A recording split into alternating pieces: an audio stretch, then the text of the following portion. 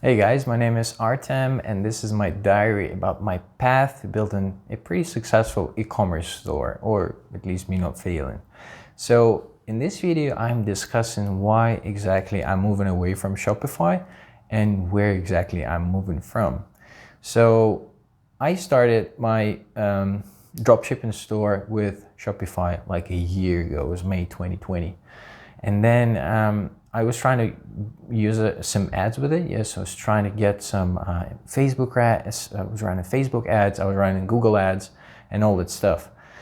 And it wasn't working really well. Yeah, so I would always get problems with my Facebook ad account shutting down and Google ads not really working, potentially because I didn't have the right product, something I previously mentioned in my previous video.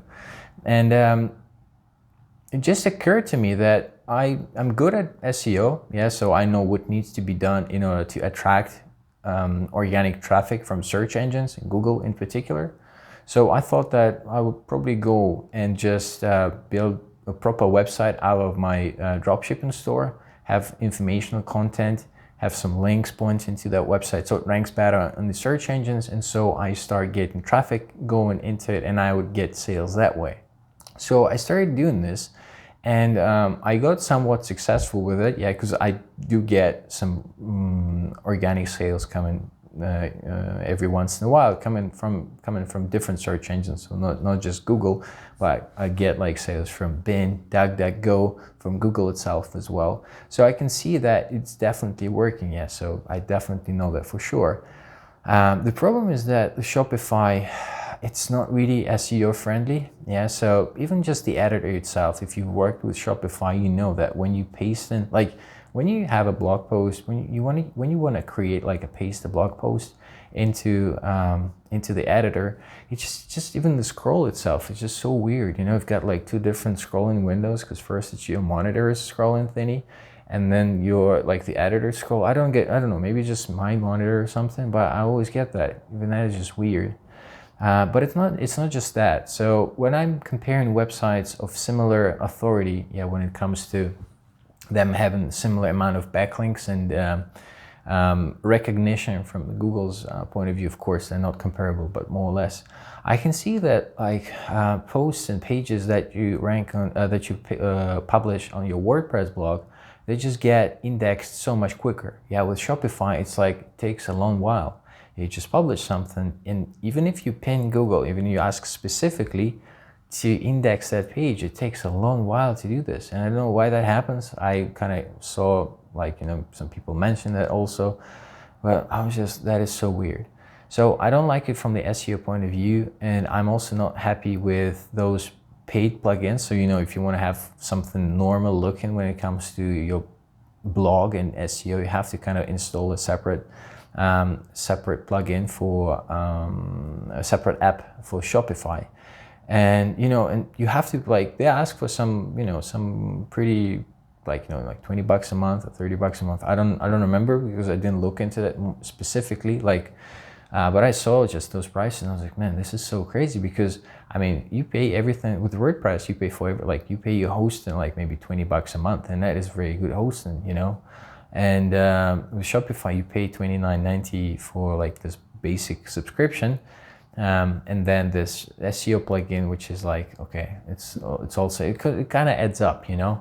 And on top of that, you don't have proper functionality as well, so it doesn't look that good. With WordPress, the WordPress ecosystem is so much richer, yeah, and there's so many beautiful plugins, and some of them, like a lot of them are free, but they're free, like many are freemium, yeah, so you get like really high top level functionality when you're just using just basic plugins. And if you want to have like some crazy functionality, you kind of pay extra once off, and then you have that plugin. So it's just so much better from the SEO point of view. And also some things like one big thing, if you want to improve the conversion rate for your product page, for example, you need to have like a page builder.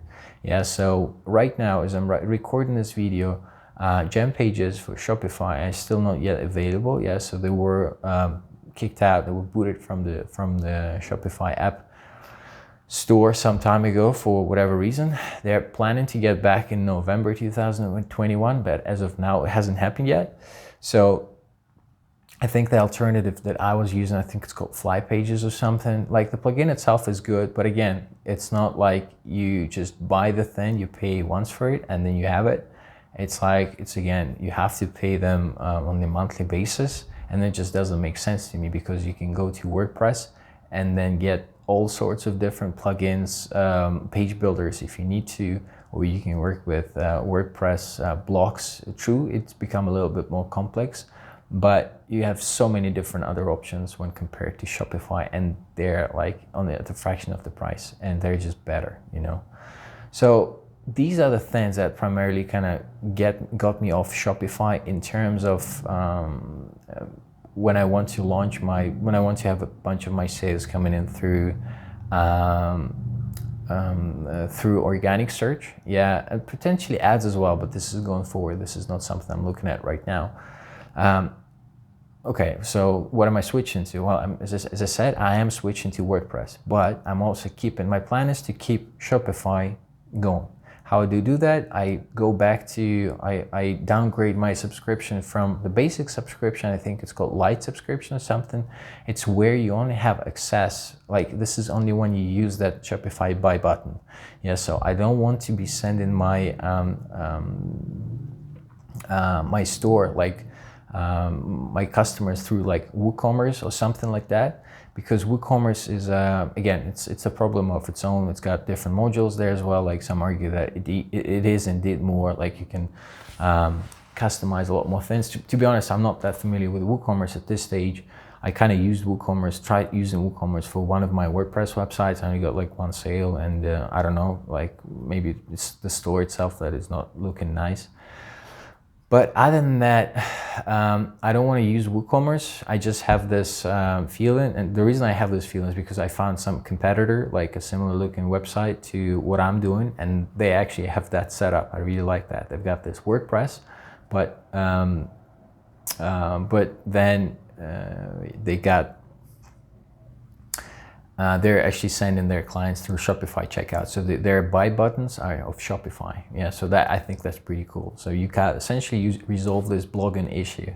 Yeah, so you have like your website running on WordPress, and then once you actually want to convert your visitors to something, you know, they want them to become your customers, you send people to Shopify. And that's pretty cool in itself, because Shopify has a lot of functionality on the back end that is really, really nice. And that is what I'm doing right now. Actually, my setup is I'm using WordPress, and I'm using something called Oxygen Builder. We're actually finalizing the design as I'm recording this video. And so the Oxygen Builder is a new type of page builder. Probably I should cover it in a separate video. But for now, it is what it is. So WordPress plus Oxygen Builder, and that Lite, I think it's called Lite subscription on Shopify. So this is just the Shopify buy button. So that is the stack. We'll see how that goes further, if it actually comes to life, because right now, as I said, we're just finalizing the design right now as I'm recording this video. So probably I'll have some updates for you in the next video. That's it for now. And if you got any questions, let me know in the comments below. Subscribe to my channel as well, because it's a diary, you know, things pop up, and you might want to see my path and maybe learn from me. Have a good one until the next video.